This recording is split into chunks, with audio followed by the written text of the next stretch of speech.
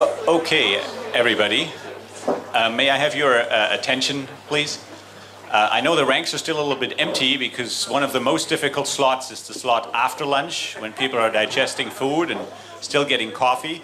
But we have a very interesting panel and we'll get started. The panel's title is Protecting Critical Infrastructure in an Interconnected World. My name is Walter Kermely and I'll moderate this panel.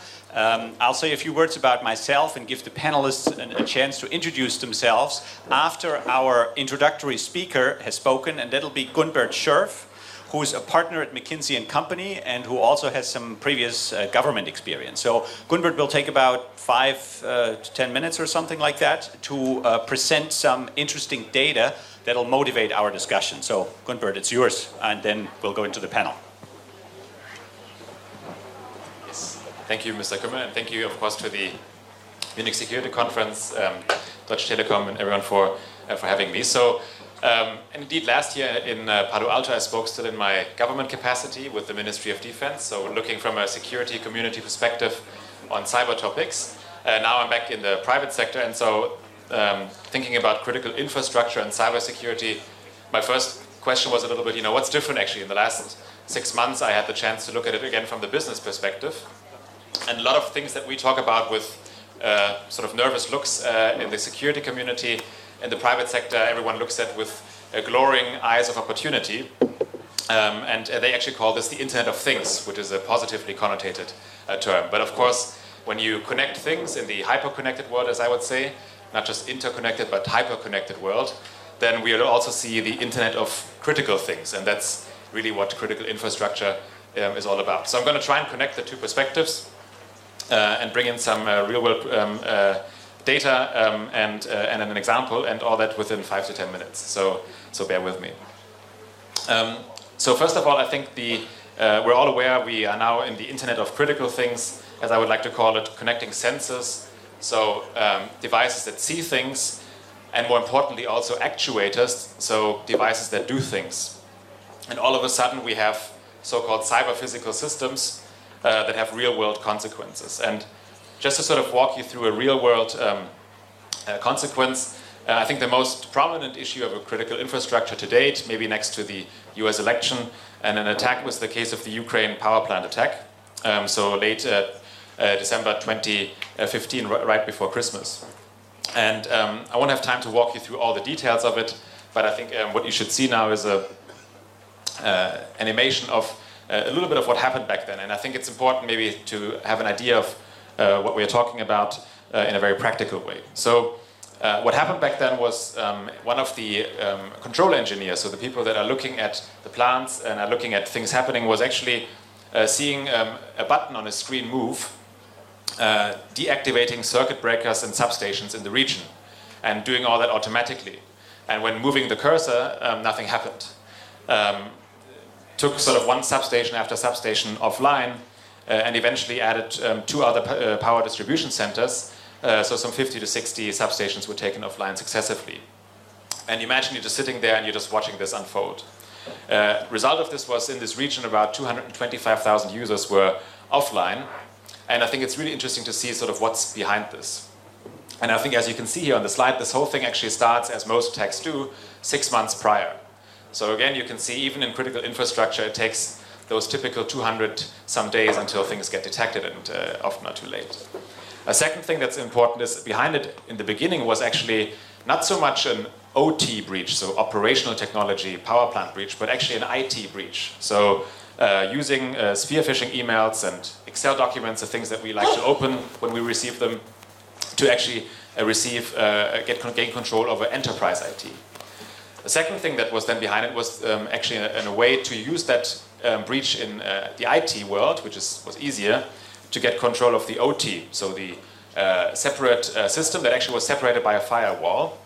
I won't walk you through the details, but the short version is the hackers were able to use their access to the IT systems to gain, at some point, work their way through to the directory where access to the VPN was provided, which allowed you then again to log into the SCADA systems in the OT world, so the operational world where you can switch off substations. They then disabled on that December 23rd, so when the actual attack took place, infrastructure components, modems, RTUs, destroyed files, and in the end even had a denial of service attack on the call center, which meant that people, of course, were panicking because they didn't know what was going on. They couldn't get real-time information about when power would come back online. And as you can imagine, I mean, the real-world consequences were more, I think, in the psychological domain. It took only a few hours to eventually recover, but of course, you can. I think it's the best case we have to date, if you can call it best case, to see what defending critical infrastructure is about. So what does it mean, actually? I'm trying to use this case, and there's some studies and simulations. I won't go into them, but they kind of simulated what this would mean at a large-scale context in the US. And you can see for yourself. I mean, these numbers, of course, you can discuss up and down, but those things can actually happen at a grand scale and have pretty dramatic consequences, as you can easily imagine. So what's behind all of this is, let me fast forward here, is of course, as I mentioned, the Internet of Things. So the interconnection of the cyber world and the physical world. And I think you've all heard this, but I just think it's important to visualize this. Behind it is really an exponential curve of connecting devices. I think at this point in time we have around 16 billion devices connected to the internet, and that'll increase to some 25 billion, some people say 30 billion in the next years. And I think exponential trends are really hard for humans to get their head around. Essentially it means things will be faster than we can probably react to. And one really important difference to the internet as we know it today is that 50% of those connections will be machine-to-machine, M2M connections. So connecting things with things, and just to make that a little bit more practical, that means buildings, thermostats, energy grids, pacemakers, cars, railway roads, you name it. And I think to the extent that each one of them can have real-world consequences, I think our definition of critical infrastructure might easily expand to become more comprehensive. Just to give you one idea, at the end of the day, a plane is nothing but a flying computer network. And just like the power plant we talked about has countless SCADA gateways, multiple data gateways, and uses terabytes of data for each hour of flight. So at the end of the day, I think the question of what is critical infrastructure, I think would be an interesting one to discuss. And especially those who I think have considered themselves critical infrastructure, energy or ISPs, I think might have an interesting lesson for us to learn.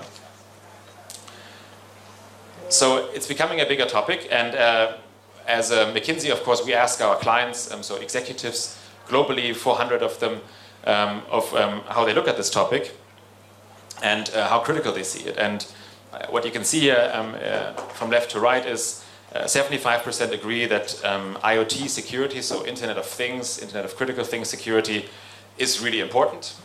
You'd expect that. A top priority for them. 70% think it will get more important. So that trend that we saw, I think, is already, learned. And I think this is the sort of insight. It's probably not surprising, but shocking. 16% think that they have the right cyber posture today and are prepared. So the gap, I think, between awareness and sort of feeling prepared and action is still very, very vast. And this is sort of a self-assessed perspective of people who should know, who are working in IT and OT, so information technology and operational technology in those companies. What is it that makes the Internet of Things and Internet of Critical Things so much more vulnerable? Just a few perspectives summarized here, but maybe to give a bit more flesh to it. I think one of them is that security in OT, so the operational side, if you want, behind the production fence, so that side that you don't really get to see when you work in IT mostly, is of course different in some ways from the IT side. So the Internet of Things oftentimes gets built on top of legacy IT. The reason simply being, I showed you earlier, there was a couple of numbers on the trillions of dollars of potential of the Internet of Things. If you go in there, and of course we as consultants are to blame as well, and you can show them that one of your old plants that is 15 years installed can be so much more productive if you put devices into it and you can maintain it much better and you can save a lot of money, people will do that. But of course then simply because that's the purpose of business. But of course the security side of it is not as evolved. It actually wasn't oftentimes meant to be connected to the internet. You have a lack of network segmentation, lack of encryption, you have different remote access policies, legacy software. You actually have never thought about how you can patch a system that's in running for 20 years. That's usually not the business of software.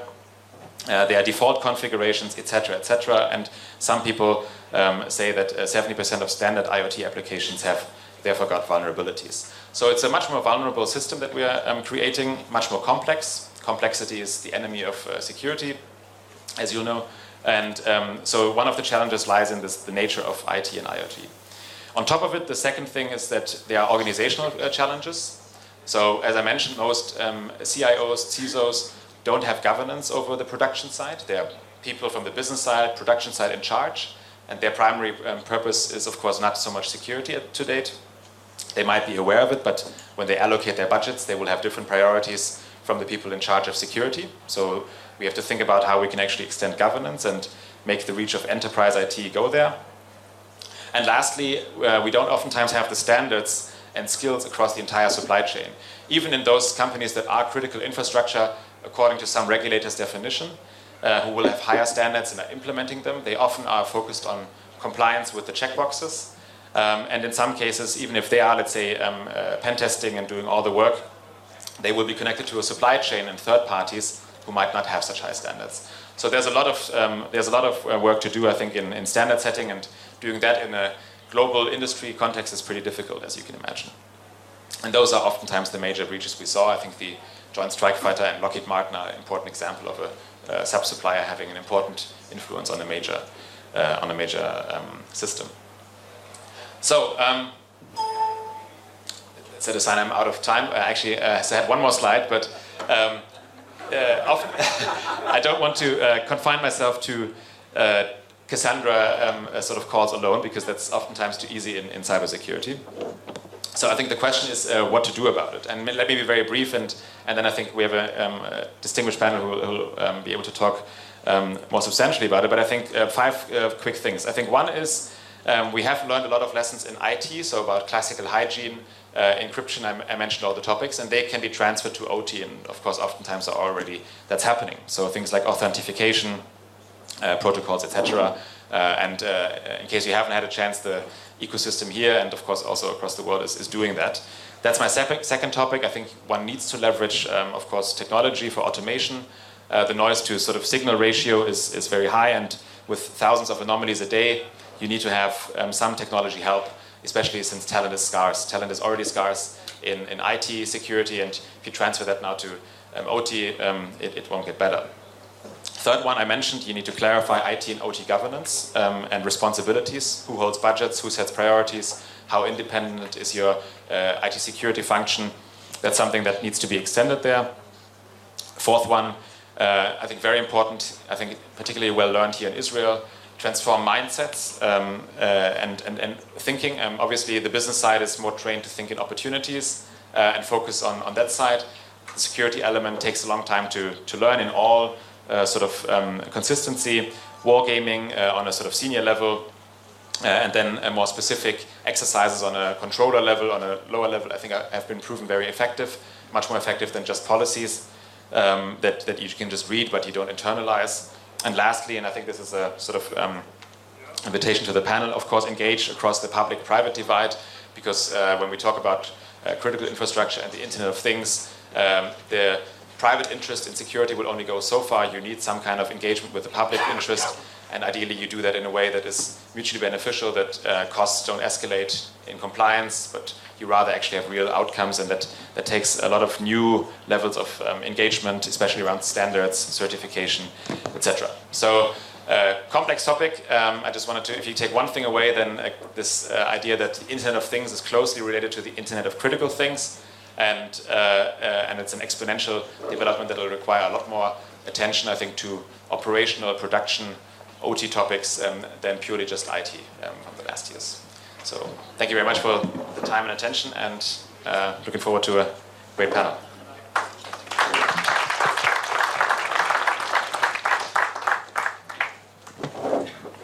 So I'm hidden a little bit behind the podium here, but it'll vanish in a minute. Why don't I first take the opportunity to introduce the panelists, and then give each panelist a few minutes to, 30 seconds or to say something about yourselves and what you do. And then I have a few theses prepared about the topic of critical infrastructure before asking a few questions and then opening it for questions. And I've also been instructed to finish on time and I promise you we will do that. I'm Walter Krimmel. I'm based in Boston. I'm a professor of business, and my field is international business strategy. So the panel before lunch about how governments and businesses interact was highly interesting for me, and I'm reassured that people still talk to each other. Ambassador Ischinger said there is no distinction anymore between peace and war, but I guess as long as we have dialogue, that's a good thing. Let me start with the person most furthest away from me, Thomas Kramer, member of the Board of Management of Deutsche Telekom AG. Then we have Klaus Hardy Mühlich. He's the head of the Directorate on Cyber and Information Technology at the Federal Ministry of Defense of the Federal Republic of Germany. Then we have Alberto Hasson. He's the Executive Director of the Cyber Emergency Response Team at the National Cybersecurity Authority at the State of Israel. And then we have David Dondua, who's the Deputy Minister of Foreign Affairs in Georgia. And then we have Joshua Korman, Director of the Cyber Statecraft Initiative at the Atlantic Council in Washington, D.C. Welcome to all of you. This is a distinguished and very broad panel, and I hope we'll get good insights out of this. Maybe we'll start with Thomas. Just tell us what you do and why critical infrastructure is relevant to your job, just very briefly. Okay, I'm a member of the management board of Deutsche Telekom, and in this capacity I'm responsible for security, especially cybersecurity at Deutsche Telekom. We have bundled this activity in our group, and as you know, as a telecommunications industry, as a telecommunications enterprise, is also related to IT and ICT, to the ICT world. Cybersecurity is one of our main topics. Yeah. I'm also responsible for risk management, and when I look at the risk portfolio of my group, it is on the top number 3 of the risks Deutsche Telekom has at the moment, but I will not disclose number 1 and 2. Okay, thank you very much. Klaus Hardy. Yeah, my responsibility is within the Department of Defense or Ministry of Defense in Germany.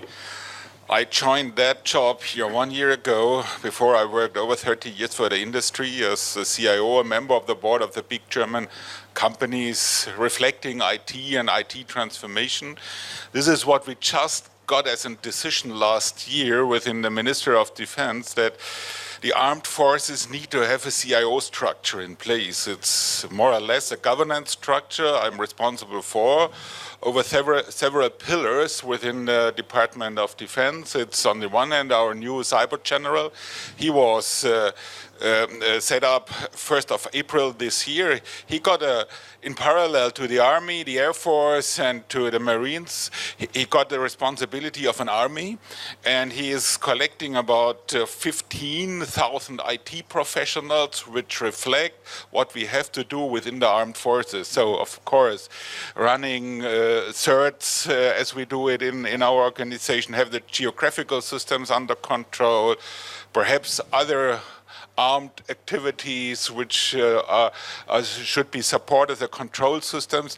In parallel as well, we insourced the so-called shared service organization within the Ministry of Defense. So I'm the chief of the supervisory board of our shared IT services, as well reflecting about 4,000 people.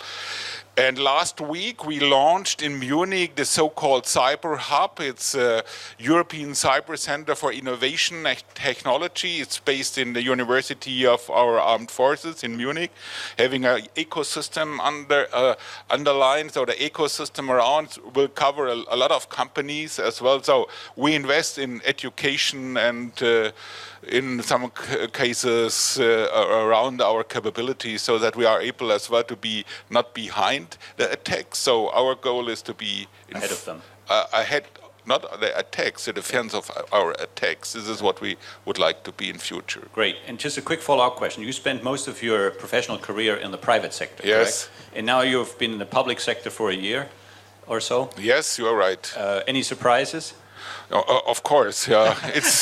It's a different job. So if you take the big German companies like Daimler or Siemens or Volkswagen I worked for, it's always a challenge to work in a global company and a global organization, and to prevent and to get all the capabilities around on the one hand. And mostly our government is working on a more or less country level. So what we just need to have is regulations like we discussed in the morning. Of course, we need to have that. But on the other hand, our companies have to prepare itself to be prevented from all of those attacks or what. So I can't wait until some governmental processes are started or ended in a time frame of 2, 3, 5, or sometimes 10 years. You have to do something now. Yeah, we have to do something now as well. Together with Deutsche Telekom as an example, you need to be prepared for such kind of attacks. You have to be fast. Excellent. This is a difference between the industry. You have to be very fast in everything. In a public sector, and sometimes he needs time here to discuss and to get some consensus in place. So it's a different world, the consensus world and the industry world. Good. Thank you for that so far. Alberto. Nice to see you all. I'm managing the CERT, the national CERT in the authority, in the Cybersecurity Authority of Israel. And I was in the ISA before, and afterward 6 years in the private, in the industry. So I know the both sides. Generally, as the authority is in charge, we are regulating the critical infrastructure in Israel.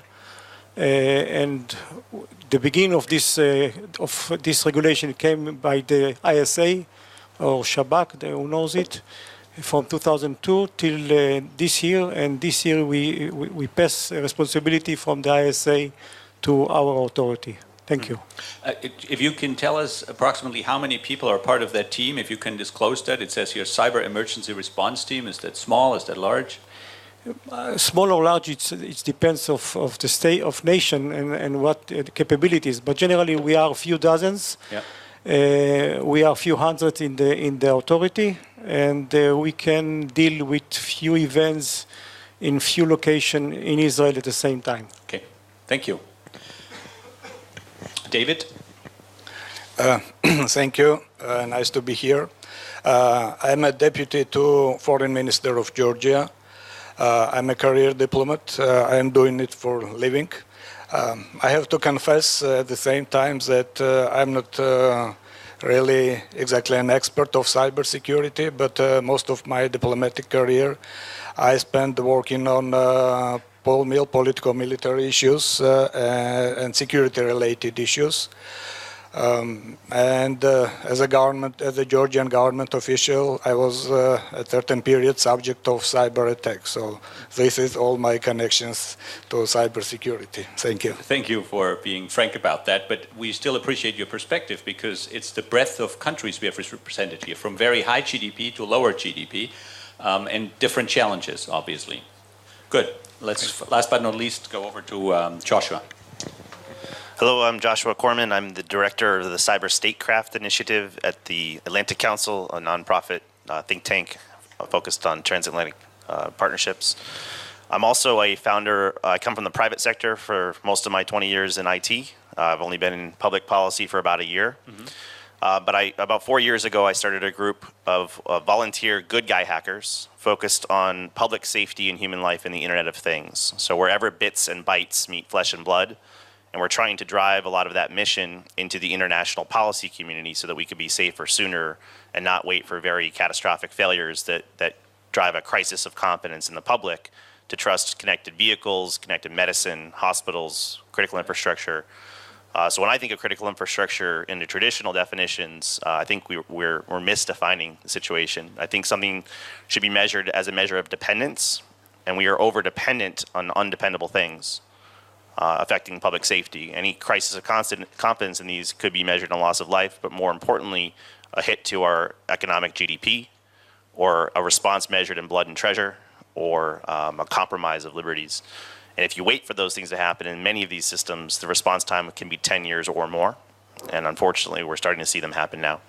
Thank you. Quick follow-up question. You said these are volunteer hackers. So what's their incentive? Is it just the public good or the glory that comes from discovering how you can turn off a WannaCry virus, or like it happened with WannaCry, as many of you might know, there was somebody discovered that there was an off switch, and he essentially carries a big badge now as being the one who was ingenious enough to figure this out, right? So what, and how many are there in that group? We have a few hundred that participate, varying levels of skill and participation. But there is many different motives for hacking as there are for anything. So we collected the ones that are protectors that want to make the world a safer place, or the ones that are puzzlers to do it for challenge and curiosity. Most of you see the ones that are focused on glory and ego or financial gain. But there's a rich and diverse number of talented resources that can and want to be part of the solution. In fact, we were so influential on the Food and Drug Administration modernizing their posture on medical device security that I just spent the last year and a half serving on a congressional task force for healthcare cybersecurity, where they both wanted and treasured input from a very diverse set of white hat hacker community. Great, thank you. I'm not a specialist on this subject either, just to be clear, critical infrastructure and its safety. So what I normally do when I'm not a specialist, I ask one of my analysts to help me out. And so I looked through some data and I came up with 7 very short theses that I'd like to share with you about infrastructure. The first one is very obvious to you, but not to everybody in the population. Infrastructure is critical, whether it's health, whether it's electricity, water, or also communication. These are the 4 critical infrastructures, and our populations rely on very high reliance rates for this. When you pick up your phone and you don't have a dial tone, you're angry. When you open the faucet and there's no water, you're angry, and the same is true for electricity. So the example that was given by Gunpert about the Ukraine power plant is an important one.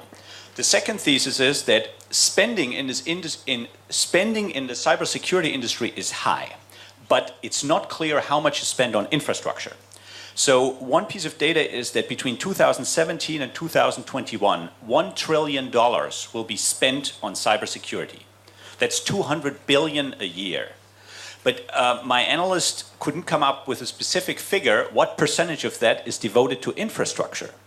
And the estimate that we saw is that one estimate was 15 to 20%, another one was 40%. So it's not clear, but the number is clearly low, right?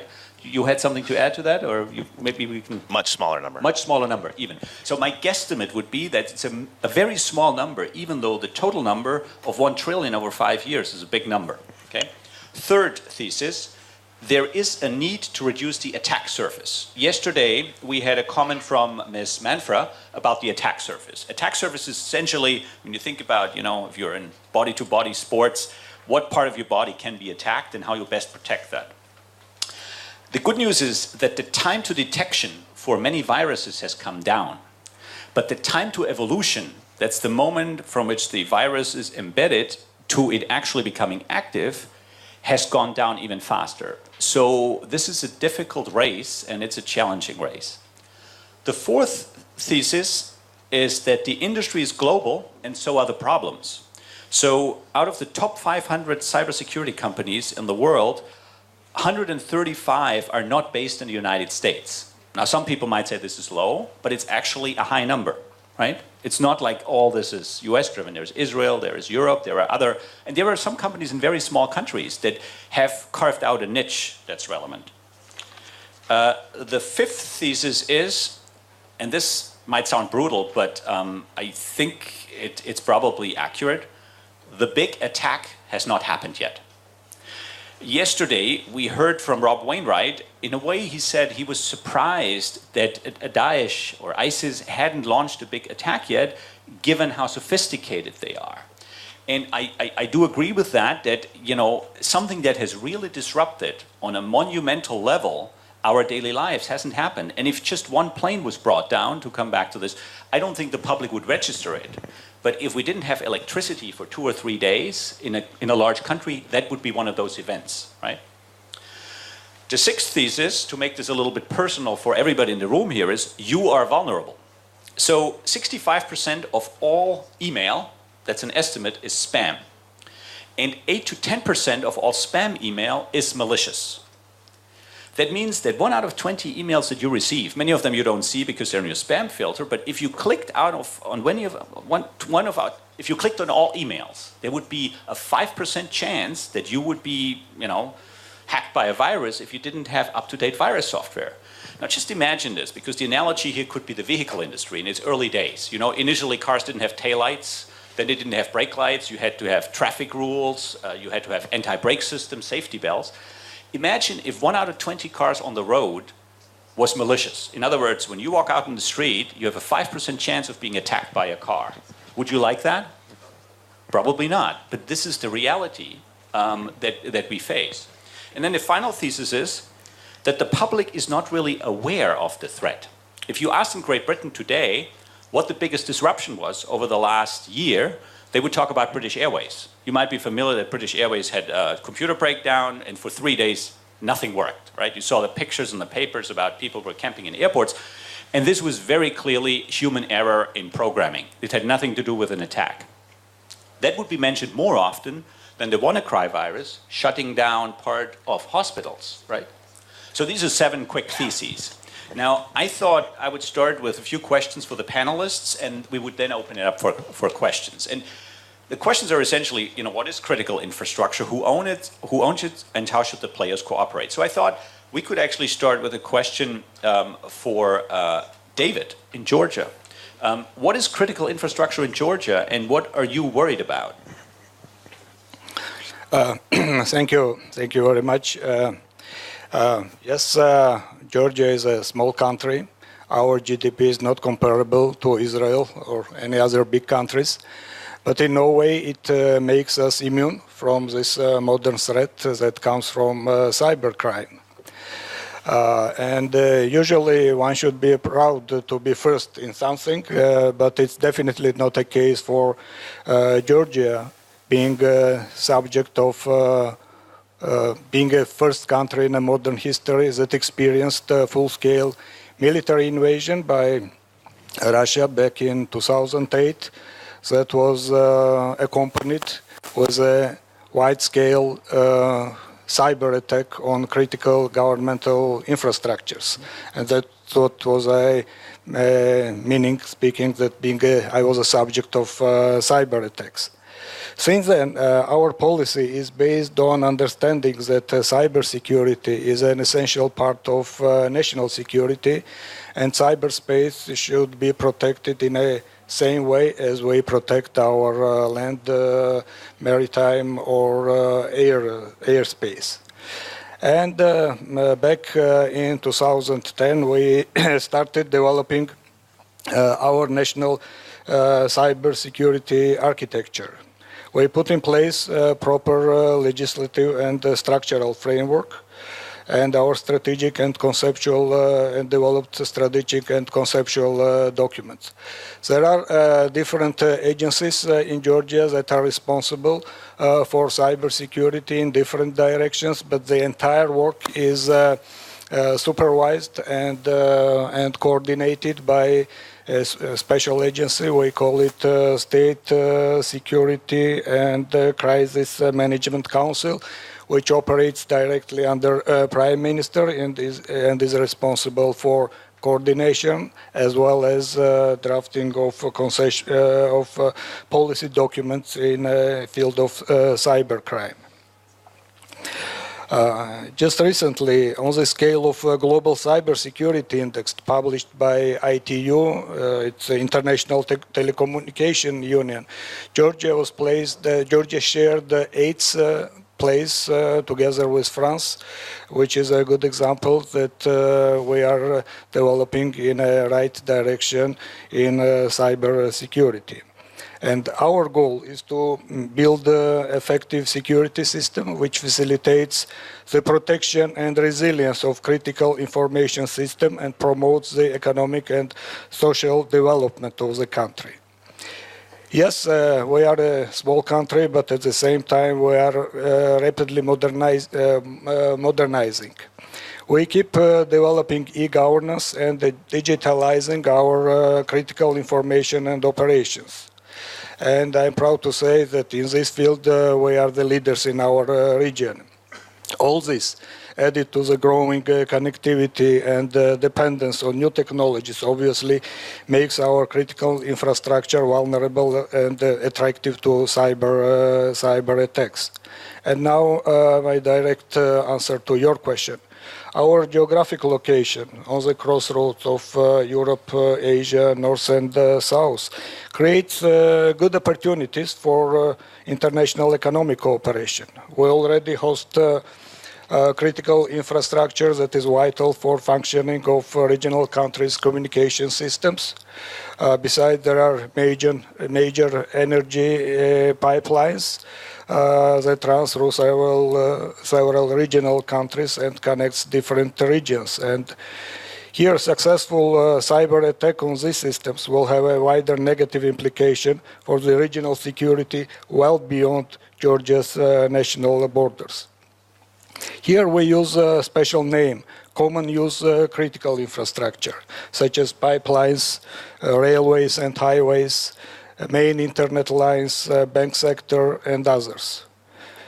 We are planning to work, and we actually started to work with partners to develop common strategies and response mechanisms to the security of these objects. In this process, most important is confidence building, cooperation, and experience sharing. Only by doing so, we can manage to secure the critical infrastructure in an interconnected world, which is the name of our panel.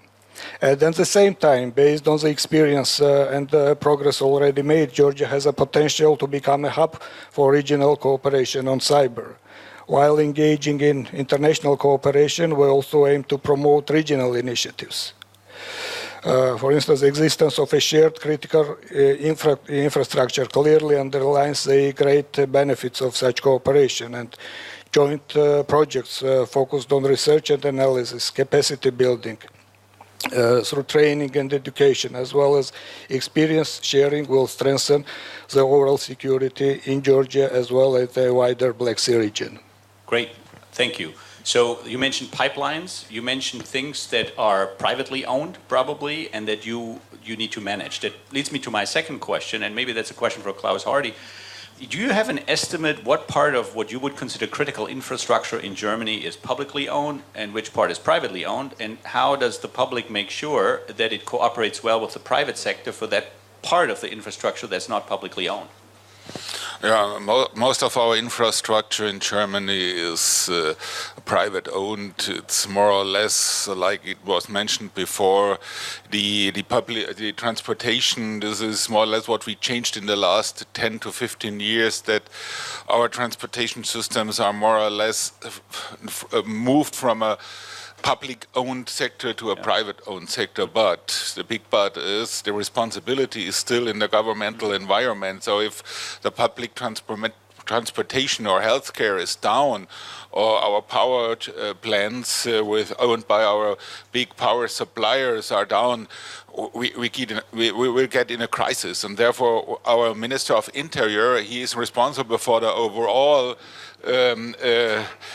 critical infrastructure. He takes care that we are prepared if something happens in Germany within this private sector. Yes, we got additional public-owned infrastructure, but as we are really a private-owned economy, the biggest responsibility is within the private sector. Therefore, we need to have a governance structure in place. This governance around standards, what we need if something happens, this is more or less managed by our Minister of Interior together with the other ministries. So we, as a Department of Defense, we are involved in that discussion and overall regulations, but the owner is still our Minister of Interior. Yeah, the big economy like the German economy needs to be prepared if something happened. We try to do that. We are not there yet, but we try to do that all the standards around water supply, energy, yeah, of course, health, that everything is more or less managed. What does manage mean? Manage means that we are aware that something can happen, that something happens around in such kind of infrastructure, that we are aware that everything is connected today, the connection between the different parts of our chains, of our supply chains, or our energy chains, or our communication chains. So this is really a complex world, like Dr.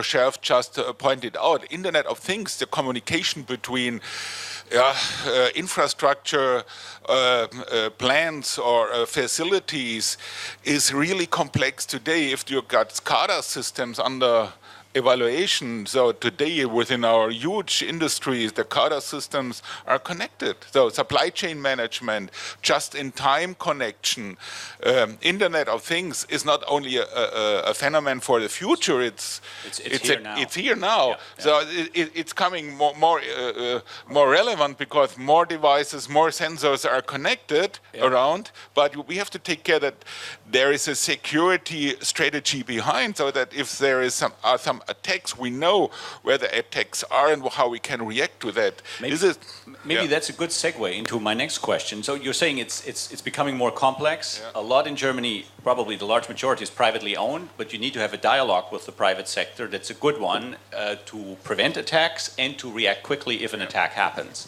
Maybe that's a good question for you about how should the public and the private sector work together? And maybe a second question, you mentioned that there is a need for international standards and international law this morning. Can you this was this morning in your opening remarks, I think. Can you elaborate a little bit on that? So 2 questions, public and private, how to work together in your view, and then cross-border collaboration between countries.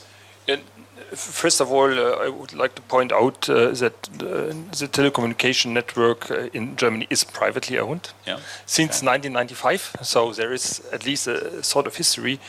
What are the critical issues? First of all, I think very important are to define adequate security standards. And this is nothing in a critical infrastructure industry the private sector can do alone. Yeah. So this finally has to become authorized by public authorities. And there are some elements in it which are taken also into account the recent developments, which are really, really essential. First of all, we need to patch. Patch. This is the first measure for security. This means that that there are devices available which are patchable. One thing. Second thing is, you need software. You need software producers who really provide these security updates. From a legal perspective, they are not obliged to do it. This is, from my perspective, one of the action fields for government to make this sure.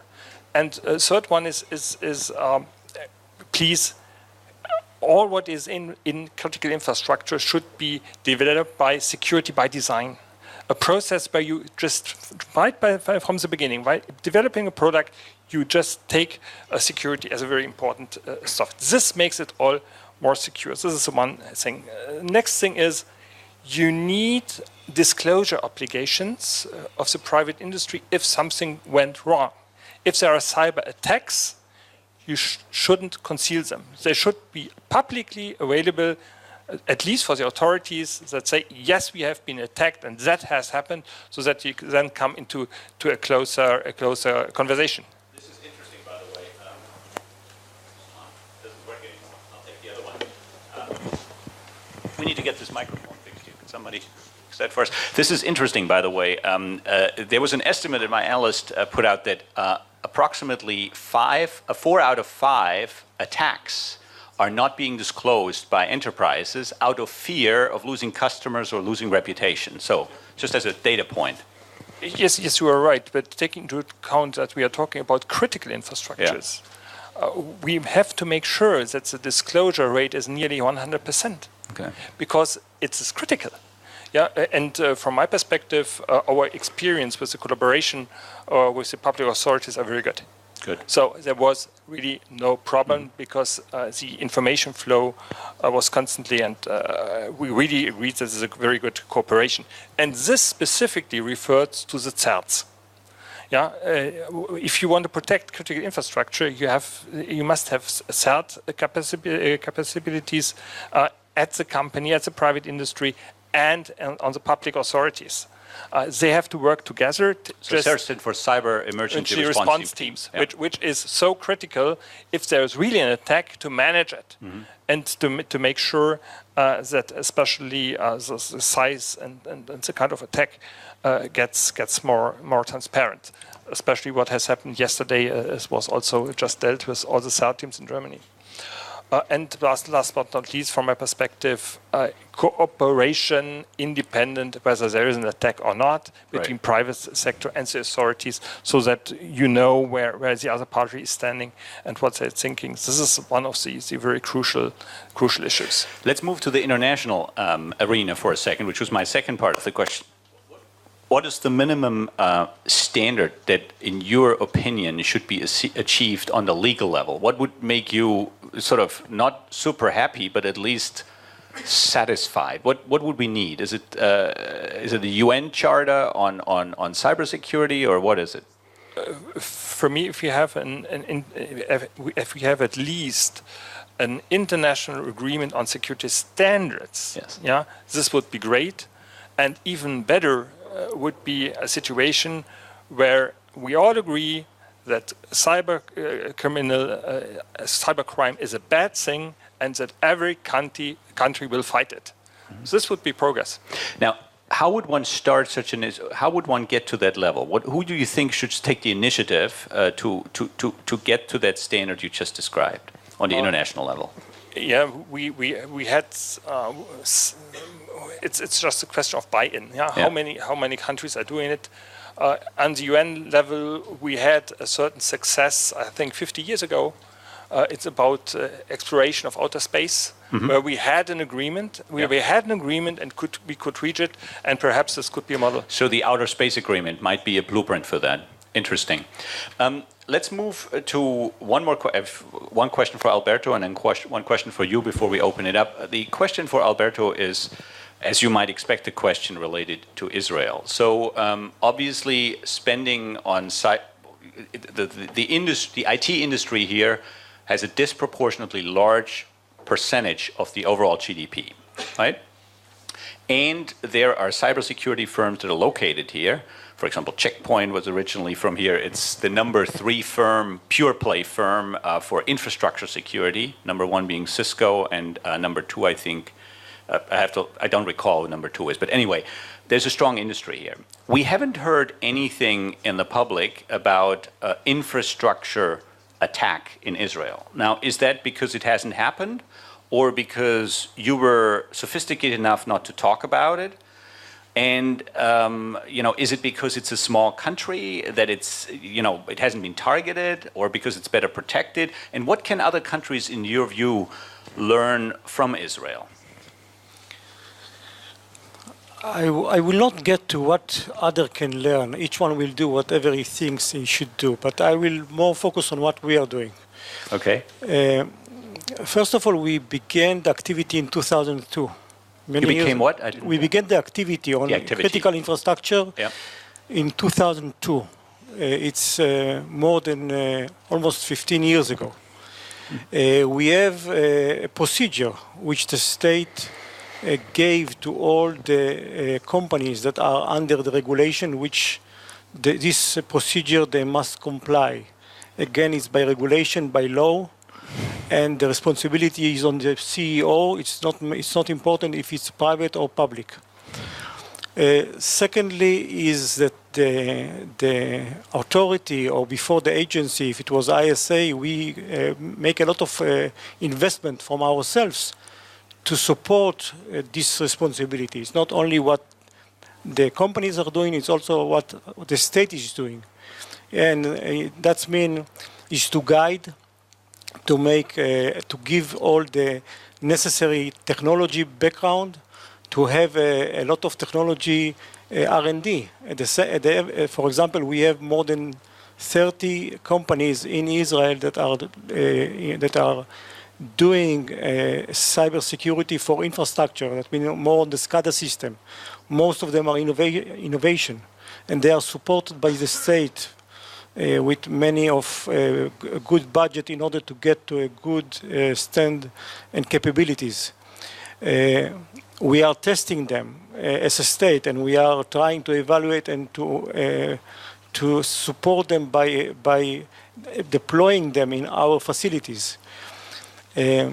So if we look at the overall picture, we are making a lot of investment to support those technologies and companies in order to be with good products. Of course, that many of these products afterwards we gain from it. They are selling it out of Israel, Sure. and entering good capital to Israel as a state. And of course, we support this activity also as a state. Mm-hmm. But I think that the issue is to understand, and you spoke about it, that if we will leave only the industry to work by itself, we will not be secured. Mm-hmm. Since this domain is not, it's not like the security of banks. Security of banks will happen because of the private sector. Mm-hmm. The government has only to support it from far away. The SCADA system will not be secured without the support of the state, and this is for any state. That's one point which is important. Another issue that I think that is training. We are supporting training of people that are working on the engineering systems to know security. You spoke about this gap. Yes. That people are in the engineering, but they lack with security. So as a state, we support with financing, training for this gap to close it. More activity that I can think upon is audit. We are doing a lot of audit, and again, it's not important if it's private sector or public sector. We make a lot of efforts with audit, also technological audit, not only by questioning. So doing it for 15 years, and for example, just one sentence from our procedure is on SCADA system to separate the system between two networks, SCADA network and IT network, which can be connected only through a unidirectional connectivity, physical one. Mm-hmm. Mm-hmm. It took about 8 years to transfer the state from two networks with firewall to two networks with unidirectional, but we passed these 8 years, and now we are after it.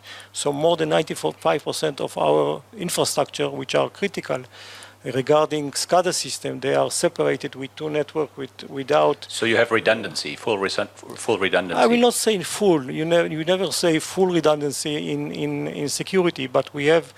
It will be very difficult from the outside through the internet to get to the OT network. Another thing which is very important, I think, that for example on the energy sector we are monitoring as a state level OT networks of private and public companies and entities, and we are adding. This is again in the third facility. We are adding a state layer of security.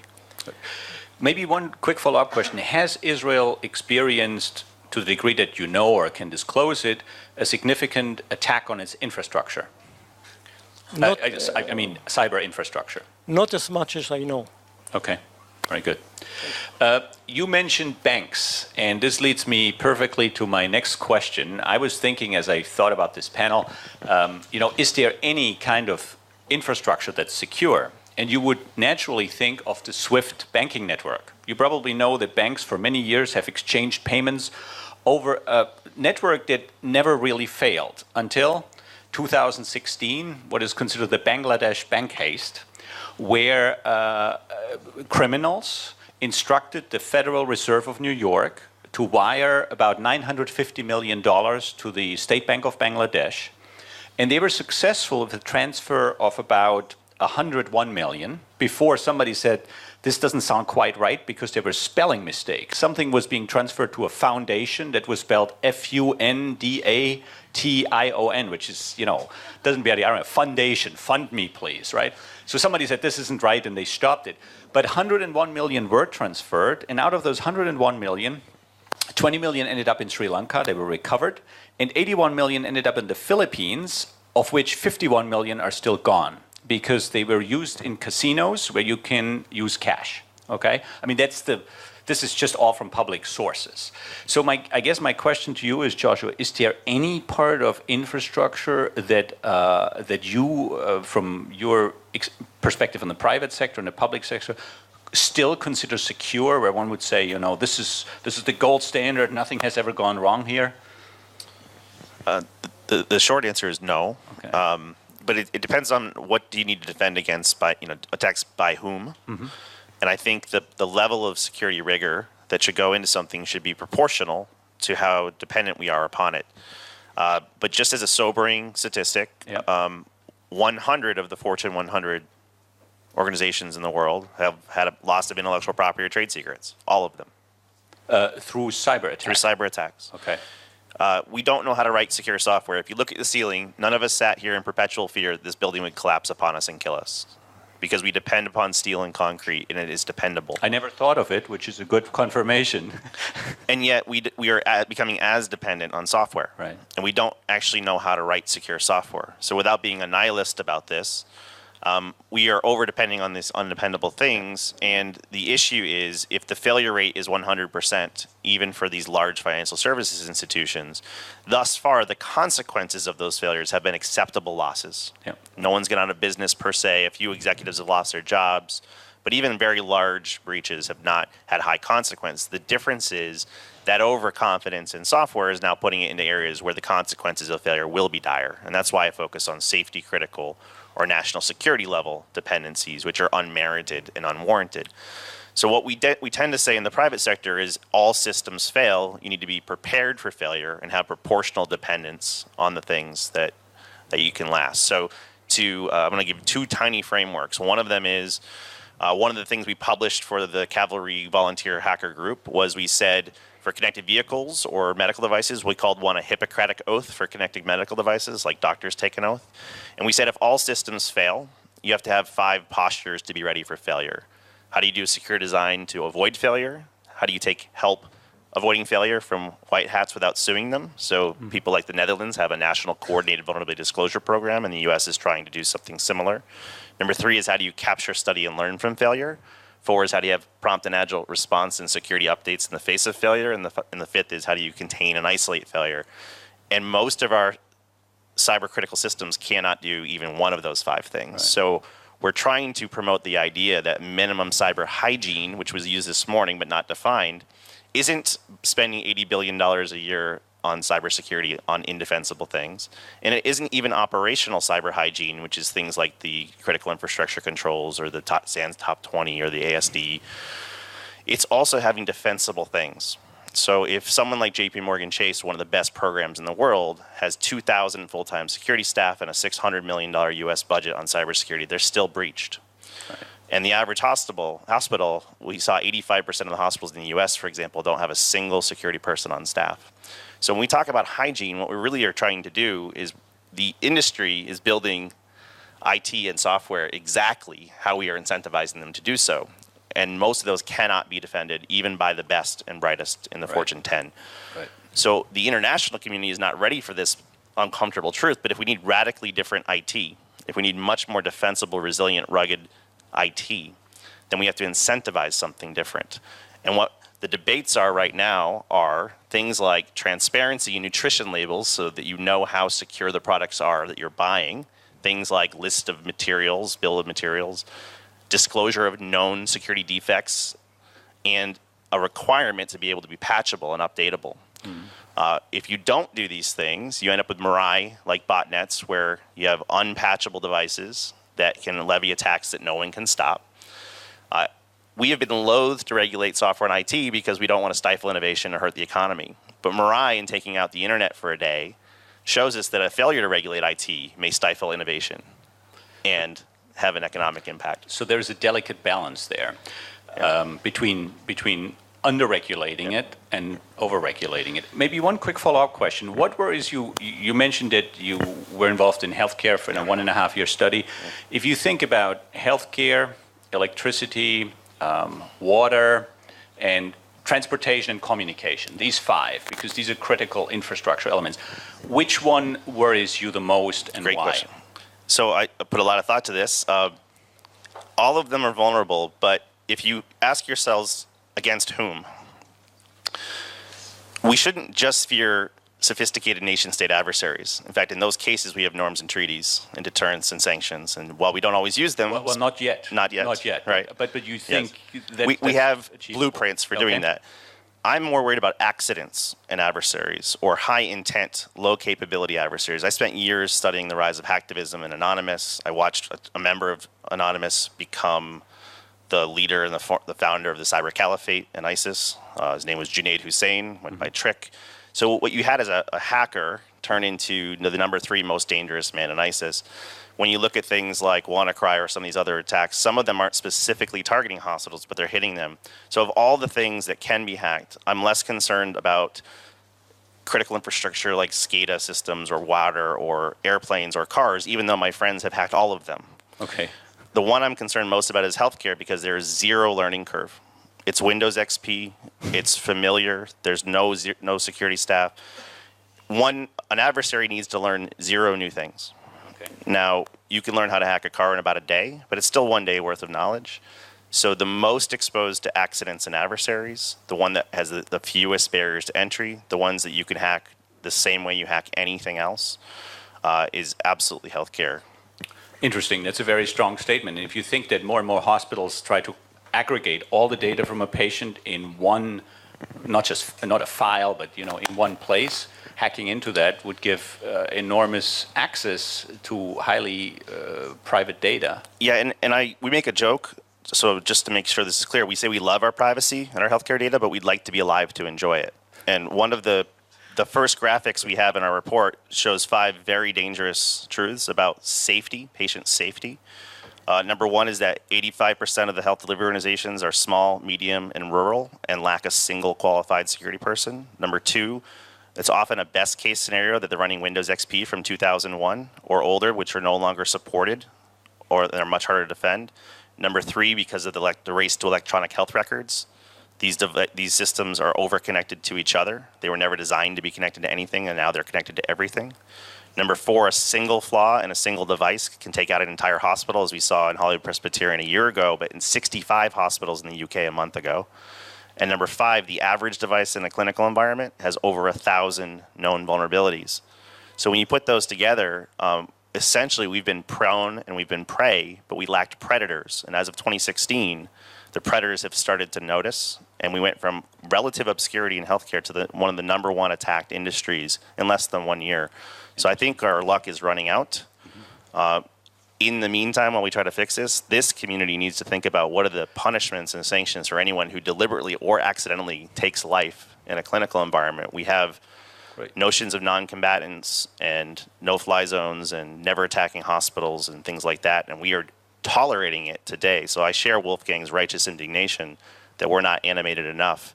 Whether on purpose or by accident, anyone that attacks a hospital should face severe penalties. So you talk about the community, this great community, as you say. Let's turn to the community and to questions from the community. There's a question here, then there's one here, and one back there. So we get 4 questions. So if you could identify yourself, let's start front up here. Or yeah, well. I have no microphone, but I can. No, I think it's important to have a microphone. So we'll start up front here. Yeah. Okay, thank you. My name is Arne Freitag-Loringhofen. I'm at NATO as well, Assistant Secretary General for Intelligence and Security. And I want to go back to the Ukrainian example, the blackout that was mentioned right at the beginning. How likely would a similar attack be in, say, the United States? What lessons learned are there for us specifically from that? And I have a second question, if I may, about raising public awareness. You mentioned that, and others as well. What are the most important things in your views to do to raise public awareness? Good. could Ukraine, the power plant issue in Ukraine, be replicated in the United States? Do you want to briefly speak to that, and maybe somebody else as well? And then we go to that second question, how to raise awareness. The answer is yes. The answer is it requires more skill than an unskilled adversary. So it's a smaller list of folks. And it could also be worse. That particular attack disabled the power, but if you turn them back on at the wrong cycle, you destroy the capital equipment. So most power grids in most countries are exposed to this. Let's go to the second question. It was a more general question. What is the single biggest thing that could be done to raise public awareness about this? Because I don't think it's there right now. You know, people would say, oh, here is, 100 people sitting around killing time. This doesn't bother me, this doesn't concern me all that much, if they knew about this going on. What do you think? Anybody can take that. By the way, can you organizers bring us a microphone with battery, please? We need one more here. Yeah, thank you. Good, go ahead, Thomas. For me, the question of awareness is really related to the media, to media reports, but not only to the, let's say, traditional media, but also social media. And as long as we do not have these issues in this media, it will be a huge challenge to talk about and to make aware how big the threat is. And this is, for me, very crucial, because when your thesis number 5, just at the beginning, a big attack has not happened yet.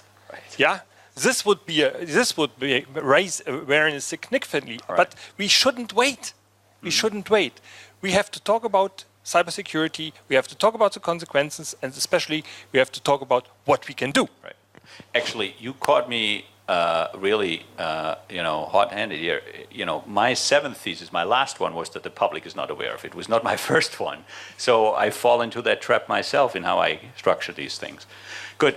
One other comment on public awareness here, maybe Alberto? Yes, I think that we call it a culture of security. At the end of it, you need to make a target in which the people will change their behavior. Saying only awareness is not it's not enough. Right. How you measure when the awareness was there is a change in the awareness, if there is a change in the behavior, and that is the target. And in order to do it, we should promote, and we are doing it, of course, from our end, is to speak about culture of security. If we, for example, we spoke about the emails, we understand that most of the attacks begin with emails. Okay, so let's give training and understanding what is the threat behind those emails regarding surfing. At the end of it, the way of penetration of the most of the attacks are very from a short list of ways of attacks. And you can be very targeted in the way that you would like to change the behavior of people, how they are doing it. Maybe there should be a mandated part in high school courses. Now most high school have a computer course, but it's mostly about how to do things and not about how not to do things, right? So that could be one of those. I want to go to the next question, but if you have something to add, yes, please. We call it cyber hygiene. Cyber what? Hygiene. Hygiene. Hygiene. Cyber hygiene. We are now developing manuals for school children and special educational programs. And from the next... what age? From secondary schools, already from secondary schools and high schools. So that's about age 10? For fourth grade by our age standards. 10, it's 9, 10 years old. All the children, and from the next year it will be already introduced. We are already conducting regular trainings and exercises for our civil servants, and also we pay a lot of attention to cooperation with the private sector, government, private sector. Sometimes we are having special exercises or forums, regular forums where we exchange we exchange positions. We learn from private sector what are their interests and how to respond and develop joint special programs to better protect our interests. Great, thank you. Let's go to the next question back here, and then we had a question here and here and here. So a comment to Mr. Josh Korman and a question to the politicians, Germany and Georgia. About what you said, secure development. In recent years, this field of secure development became a major field.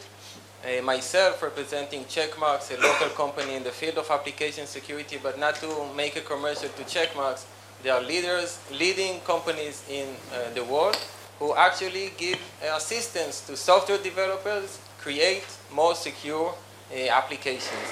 And country by country are adding this must-use tool as a part of regulations and certification. We know it's a part of the PCI and other certifications. The question to the German and the Georgian representatives: what is the ratio of the youngsters, high school students in Germany and Georgia who are a part of this new wave of technology, security, cyber? Is it a part of the mainstream education system, or is it only limited to those ones who had the computer and their dads and mothers were a part of this innovation wave years ago? Is it across the board, or is it sectorial? great, thank you for the question. Let's keep the answers short so we can get to some other questions as well there in the audience here. Just very briefly, there's a certain defect rate per 1,000 lines of code, not million, per 1,000. Microsoft and Apple are among the best in the world at this, and they still have to update their software for security bugs about once a month, so there is no perfect software, and that's why we have to have all 5 systems for failure. But I'll hand the mic. We try to address everybody in Germany. It's more or less managed by our central agency. It's called BSI.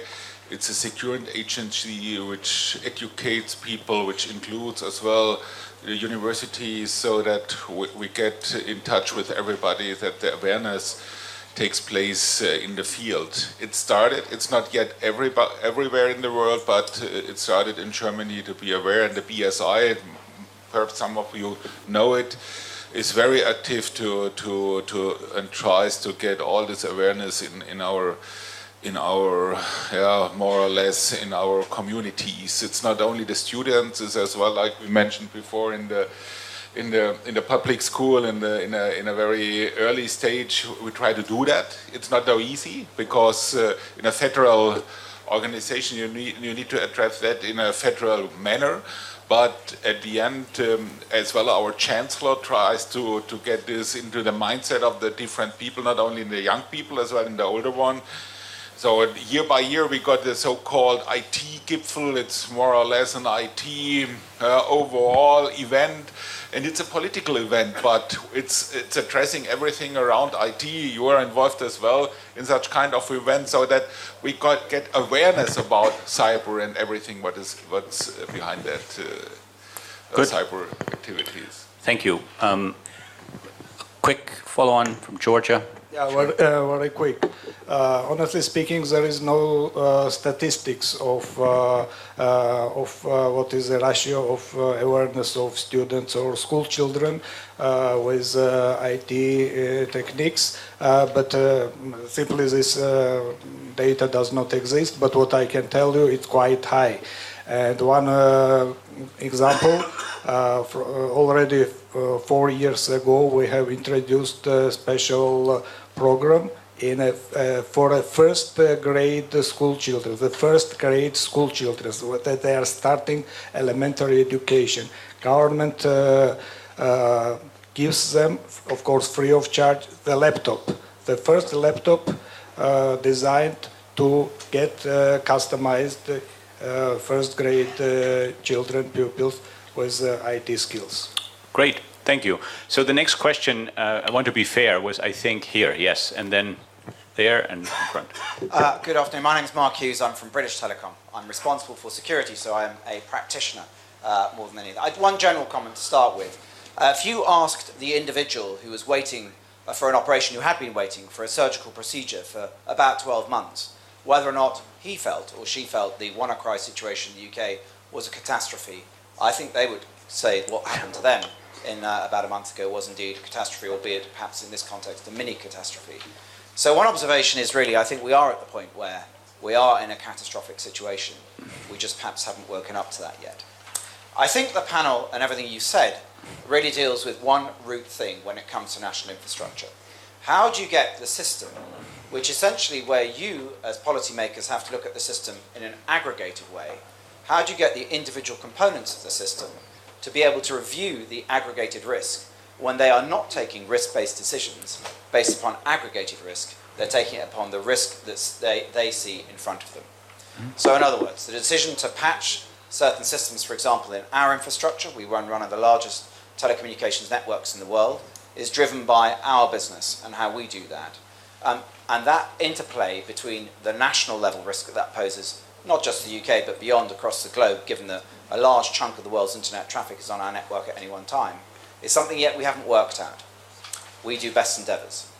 And we usually get it right, but there's scope. And I suppose that takes me to my next point, which is that what I find consistently across most countries I engage with is that the way in which they work with the private sector, because many panelists have said that the private sector has most of the national infrastructure in their businesses, is that there is this almost standoff relationship. What we are now seeing is the way in which the public sector and governments need to be able to work out how we take those risk-based decisions. Yep. And that really comes down to getting better people around who actually understand how the system works. Mm-hmm. And that's what I see the role of government being. But to my question, and that is that we have taken quite a different approach very recently in the UK now with our national cybersecurity strategy. So we are now implementing DMARC, which is going to deal with a lot of trash mail that we see. We are now implementing national scale DNS. We are doing things with reflective border gateway protocol. All of things which are interventionist in their nature. What do you see as a panel that we can see doing that on a more international basis? Dr. Kramer mentioned this earlier on. And what are the forums under which that we can do that? Because to be successful, 20 or 30 of us as the largest ISPs could make a huge difference very rapidly. You might want to briefly clarify what you mean by DMARC. DMARC protocol in mail that basically... Not everybody might be familiar with that in the room here, so... Sorry, it's a protocol that you can implement in mail services. We're implementing it in our ISP mail services, which basically gives authority to the originator of the mail, so it stops spam email. Great question, thank you. Now, I want to make one thing very clear. When I said the big attack didn't happen, I didn't want to do injustice to that poor individual whose surgery was delayed.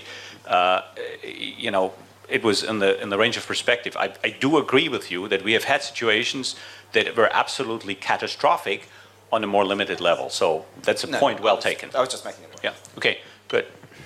You touched on something near and dear to my heart. We tend to use the phrase public-private partnership very often, but we don't really define it. And I think it's become a crutch. All the knowledge on cybersecurity is concentrated in the private sector, but they're optimized for shareholder value in a very localized individual silo.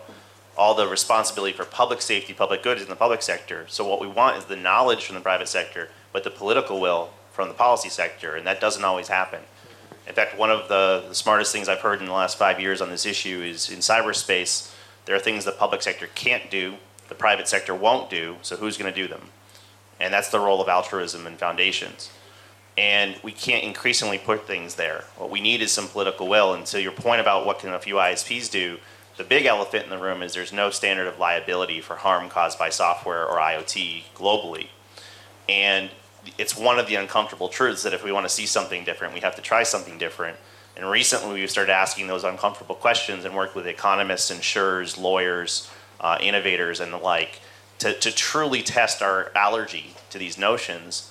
But in theory, you could change the incentives and behavior by aligning risk to the least cost avoiders and whatnot. So I'm not going to make a case for it right now, but this cannot happen in a single country because it'll hamstring that country's economy. It's really a global problem, and some of these threats are facing pretty much all of us. So It is time for those uncomfortable conversations. And to the education point, one of the places we need to educate is the policy community on cybersecurity principles. Very good. Anybody who wants to add to that, or are we good there?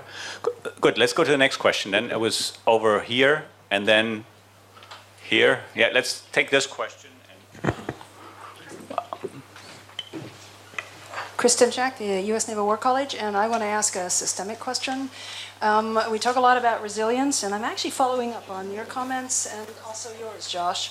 My concern is that we still see things in a rather, shall we say, Cold War-esque way, and that we really need to see the world more as socio-technical economic systems pulled together. And if we do that, we can actually reach beyond the literatures that we have.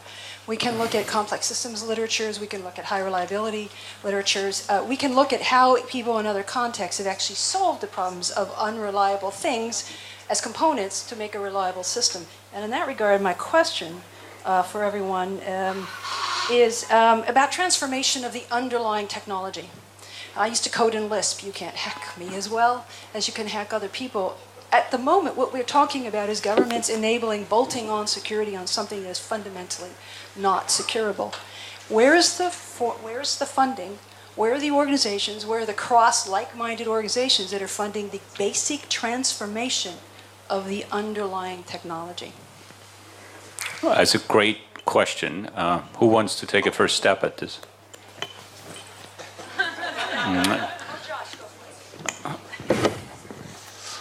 I try to do a first step. This is what my new role is within the Department of Defense, to be one of the enablers of digital transformation. It's not only to talk about cyber, to install next generation firewalls or software-defined networks, is how we take security by design into a reality. And this starts within our projects. We just start in the military area in connecting different capabilities within the army, connecting submarines to some Eurofighters or whatever. You have to be very aware that this is all defined in an architecture. It's more or less in an IT architecture. And if you take the embedded systems into account, everything, if you take an Eurofighter, it's a flying computer system, or many 120 CPUs are embedded. So you have to be very clear that the technology behind is not like it was in the former days, that you add some suppliers within their capabilities. You have to design the network. You have to have a real-time network based on security issues. All the embedded systems have to be managed by stacks embedded as well with security layers. The SCADA systems include a lot of possibilities to react on what we call embedded security, or security by design. So it starts in the early stage of programs. So we just define an architectural group which not only defines our new architecture on networks, on flying systems, on submarines, or tanks. No, it's everything within our ecosystem, and therefore we have to be prepared on the one hand on the capabilities, what those kind of systems have to do, but security management, architects who embed the security, this is what we do on a technology point of view. But it's not there yet. You have to have all the transformation processes installed, you have to redefine the project, you have to be more agile in your capabilities to proceed projects, and you have to have the mindset in place that those people are able as well to have this security by design processes implemented in that kind of devices as early as possible. Okay, great. Thank you. Josh? There are academic projects. There are some limited government R&D projects. There's no incentive to use them. And we're not investing heavily enough in them. We sometimes talk about a moonshot. We need a cybersecurity or resilient computing moonshot as well. But ultimately, let me simplify this. We know how to completely eliminate SQL injection. We know how to eradicate it. It should be extinct. It's not, because there's no penalty for passing along code with SQL injection. So I'm not saying we don't need R&D. We do. What we lack is the incentives and motives to do so. You change the incentives, you change the behavior. I'm a big fan of punctuality, and it's 4 o'clock. So unfortunately, for those who've still raised their hands, we have to close the panel. I would like to make two quick comments in closing. The first one is, in a way, this panel has been encouraging because there is dialogue. The second comment is a comment that's more a comment of concern. We currently have geopolitical events that drive nations apart to a degree where dialogue or frequency of dialogue has been reduced. And that is concerning because it also disables the kind of dialogue that we need here. And this kind of dialogue absolutely needs to happen across all countries. And it needs to happen now. So with that, thank you to the panelists, thank you to the audience, and we'll go into a break.